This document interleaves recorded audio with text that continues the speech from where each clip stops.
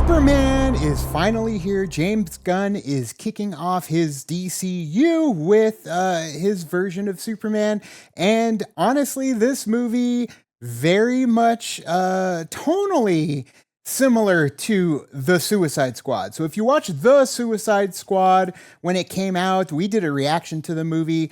But The Suicide Squad is ridiculous. It does have some very heartfelt moments in it, but it is layered almost every scene with James Gunn humor.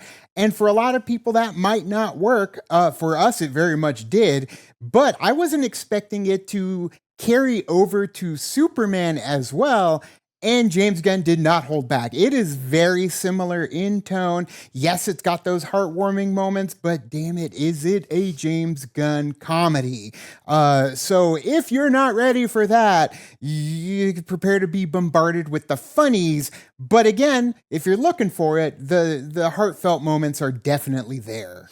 See, I think when it comes to his comedy, it doesn't feel like we've got to do it every 2 seconds. It comes when it needs to be, and then when it needs to be serious, it needs to be serious. And I think that there's that balance. There are moments too where it felt like, oh, okay, we're getting a little darker here, but then it gets lighthearted as well.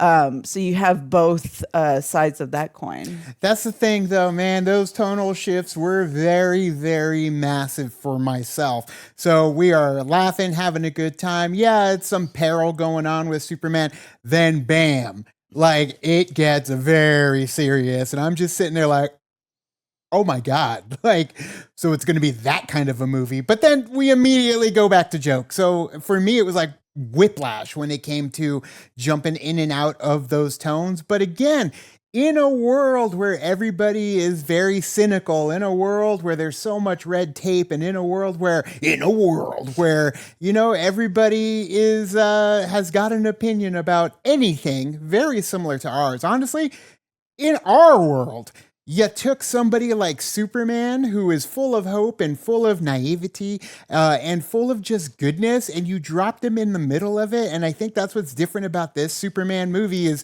it's like, what happens if you drop that Smallville Clark Kent mentality in the middle of today's society? So there are some similar aspects to our world and their world. Some of them a little bit too on the nose in the sense of like, well, you could have maybe not made a commentary on this aspect because you weren't really making a commentary, but showing things going down in the Middle East, including genocide, it just seems a little out of touch at the moment, especially because of what's really going on. And here they are, you know, praying for Superman to come and save them. This white guy with blue eyes coming.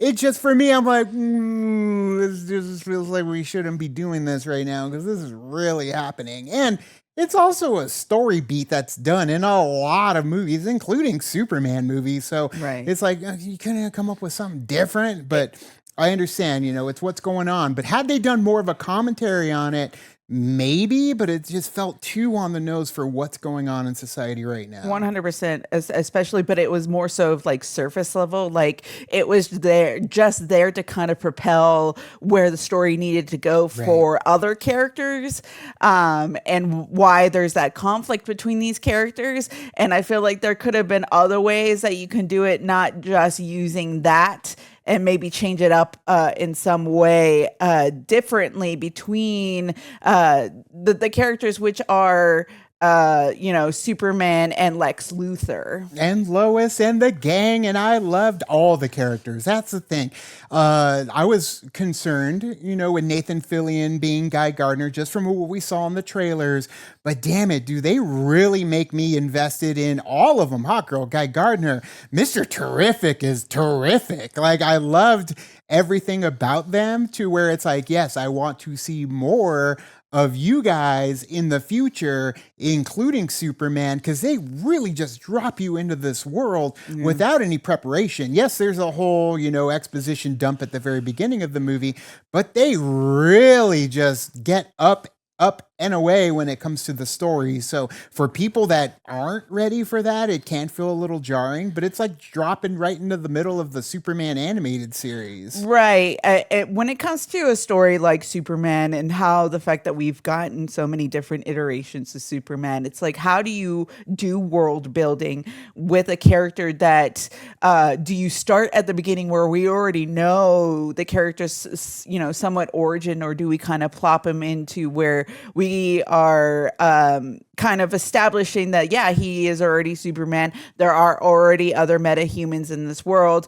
We're not going to start from the very beginning in that aspect. But so it kind of falls flat a little bit because you can't really be like, here are these other characters, but we're going to focus on Superman at the same time. And I thought they did a decent job of just saying, hey, people know who Superman is for a while, as far as like calling himself Superman and stuff like that. And yes, we know that there are metahumans, and I like it because it kind of gives it like, we might be an established world a little bit, but there is still growing up that needs to do within that universe, within that world.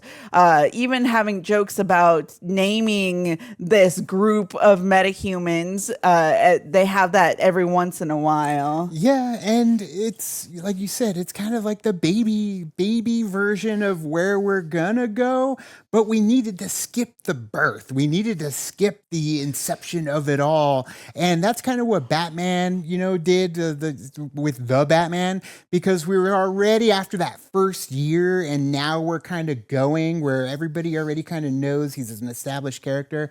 But with this Superman, by giving us moments with these characters, by giving us moments with some of the things that have gone on in the past that they kind of talk about, or their intentions in certain situations, you kind of see the growth there. You kind of get the world building there. Granted, they're mentioning things and they're kind of telling you instead of showing you, but so much is going on in this world that it's kind of hard to just show you everything without taking you away and bringing you back and feeling like you're trying to cover a bunch of ground. I feel like that ground in the world building is going to get covered in the other things that are coming out, like Peacemaker. We can't wait. We're actually more excited to see Peacemaker now that we have watched this movie, just because we know that certain characters that are in this show or in this movie are going to end up in Peacemaker. If you saw the trailer, you already know that they're doing like like interviews to see who they're going to have join the club, and they talk to Peacemaker in that Peacemaker trailer.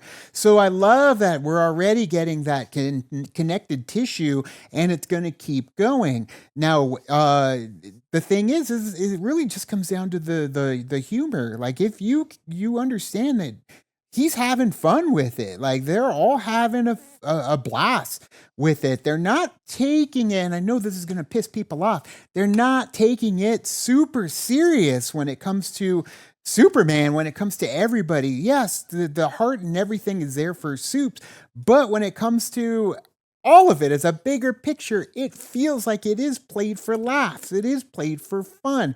Kids are probably going to get a hell of a kick out of it. At the same time, there's jokes that are for the adults that are probably lined in there that the kids aren't going to get. So it is very much open to everybody, and there is brutalness in there, especially when it comes to some of the heroes and what they're willing to do, which I loved seeing, that not all heroes are Superman. So I love that they do give you those dynamics to the point where it's going to grow, but at the same time, it's going to take time. You got to give them time to cook to be able to see that. I liked the way that David Cornsey portrayed Superman in this movie, with that very wholesome feeling of like, gosh darn it, I gotta go and do this type situation. And it made him feel like very kind of like naive, but not really naive. It's just you taking what he thought he believed and wanting to do good in this world by any means necessary to do good. And I do like that he is he's like so nice and sweet, and it does definitely reminds me of the way that Christopher Reeves portrayed Superman too, where he was just like, Yes, I'm Superman, but I'm also like like a dork type situation. Not as bumbly, but at the same time, he felt like you just don't do what Chris did, do your own thing. But they Yes. do not feel like that one scene where he's walking into the Daily Planet and he's kind of like bumping into people. That's it. Like that's all you really get for that Clark Kent bumbliness. The rest of it is really just Superman. Like Yeah, he's not Clark Kent for very much. he's not, It's but majority Superman. listen to the dialogue. You do get that very wholesome dialogue when he says things, especially when he's in fights. You'll hear him, oh, gee golly. Like you hear things. Now, for some people, it might be on the nose. For us, I don't know. It felt nice hearing it I just like because it. you know how sweet that Clark really is. And his parents, man, when you meet his parents in Smallville, you love them. They're just so sweet and wholesome and real. Like Yeah. they feel real just because there's nothing special about them. They're special. They're very special to Clark. They're very special. But there's nothing out of the ordinary. So they've got a son who is so out of the ordinary.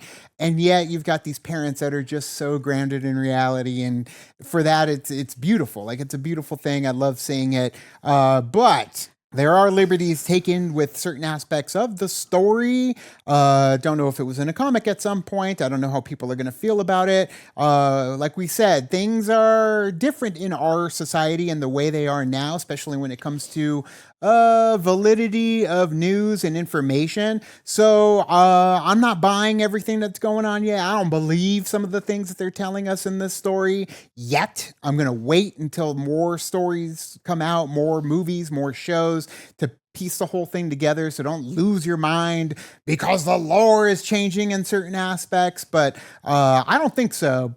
But in one way, the show kind of feels more like The Boys than anything. There are multiple instances in this movie that felt like story beats and revelations and things that have happened in either the Boys comic series or the Boys show. So when I'm sitting there and then you're hearing people talk about Superman and how afraid they are to piss him off, what happens, because they don't know him on a personal level. We get to see how sweet he is. But when you've got people in higher power talking about like what happens if we do this and we fail, like what is going to happen if Superman gets mad? And it's like, well, we've seen it, man. It's Homelander. So you gotta tread with caution. So there's those little underlining things that I'm like, yeah, I like seeing that because I have seen the other side and it's Homelander, lasering people's heads off. So for that aspect of it, having seen The Boys, like it felt like a worry. Invincible as well. There were aspects in the show that reminded me of Invincible, not just because there's super powered people, but there are different aspects, dynamics of being human. And when it comes to coming to a planet that isn't, ready for you, and if you're going to come to this planet, are they going to look at you as a hero or a destroyer? So, at the same time, it's a valid worry that these people should have. And I love that they touch on that in this movie for sure. If you're a dog lover, this is a movie for you. Yeah, I think that it was a good addition to have Crypto in the movie. It definitely brings out that wholesomeness as well too, and some stake in there where you're kind of just like seeing that relationship that Superman has with this super dog, and it kind of drives a little bit too. So I do like that aspect of it. I wish we got more of the hard hitting journalism that is Lois Lane in this movie. I think Rachel did a great job as Lois Lane in this movie, but I wish we had a little bit more of that character of that team. We got some of it, but I wanted more of that team. For sure. And I will say some of the CGI was a little questionable at times, especially when it came around to Superman flying around and fighting. Yeah. Where I was like, oh, okay, maybe they could have brushed that up a little bit. Little rubbery. Yeah, Brought me back to the definitely Flash. rubbery. Yeah, a little bit. But also too, one thing about Superman is the music. John Williams has that music locked down, so I was curious to see how John Murphy was going to do the music, and I think that he played on what the Superman theme that John Williams did very well in multiple different spots, where it was like the subtle hints of like the beats that you know from John Williams' theme of Superman, and then tying it into John Murphy's music too. Night and day. If you watched our reaction, or if you watched our review for Jurassic World Rebirth, in that movie, they didn't use the music in proper spots. It just felt like they were not in touch. Alessandro Desplat was not in touch in the moments that the music should have played a part if you're bringing back the nostalgia music. In this one, I thought it did a great job. The certain aspects of it, I did feel a little bit of like a sneeze that would not come out, where I'm like, no, just hit it. No, you're not hitting it. Like certain aspects of the John Williams theme, because it's cut differently and it kind of is just like music to carry the scenes. But then you've got the crescendos and stuff that do end up happening. But it's very much John Murphy's own music, and John Murphy has made some of the best tracks in cinema. So, in A House in a Heartbeat, or Asiago in D minor, there are some tracks out there that are incredible. I'd have to listen to the score again to go back and listen to certain parts of this. Nothing stood out to where I was like, oh my God, I got to listen to it right away. Because it did feel like always repurposing the music. I very closely listened to the Lois and Clark music. Nowhere near on the level of John Williams, and he doesn't even try to touch the music from Lois and Clark in the original Superman movies. So that I could say is a negative, but everything else was great from John Murphy. Now, you talked about the CG, you talked about some of the rubberiness of the nature. It gets very manic and messy in certain fight scenes. There's one particular fight scene that goes on for a long time. I'd say it is and it isn't in like a river. We'll just say that a bubbling river that's flowing, and they're trying to save somebody while also fighting in the river. Like it's bad in my opinion. It does not look good. It's messy. It's just globs and globs of color and pixelation. And I understand, the environment that we're in this situation, but it's bad. And then we go back to it later, and I was like, that one was not as bad. It was shorter, and it was very impactful, and it sets possibly something up for the future that we are super excited for. So if it happens, if it happens, but they set something up that could be amazing if they want to do it down the road. Yeah. And all the cards are there for it to play that hand if they want it to happen. I know some people are going to be angry about how they utilize a couple characters. Yeah, again, time to cook. Let them do other things in other movies. Just because they don't shine in this movie doesn't mean that they may not shine elsewhere. So again, some of the characters were played for laughs. You talked about also the reporting. I thought the most reporting we got with Lois was her interview with Clark. If you saw the trailer, she's just kind of like mock interviewing Clark to kind of go through the questions with him to kind of like see what's going to send him. Yeah, it is exposition for us, but it's also a way to kind of like test Clark before he goes into the real world to start talking to people. Because at this point, he's only giving interviews to Clark. So, and he pops off, and I know a lot of people are pissed off why he pops off, but why he pops off, you're like, damn, dude, I get it, man. Like, you just want to save people. You just want to help. You're not thinking about all this other stuff, but maybe you should be. You got to be careful. So I loved that side of her reporting. But the Daily Planet, I got to say, Jimmy Olsen, they make a choice.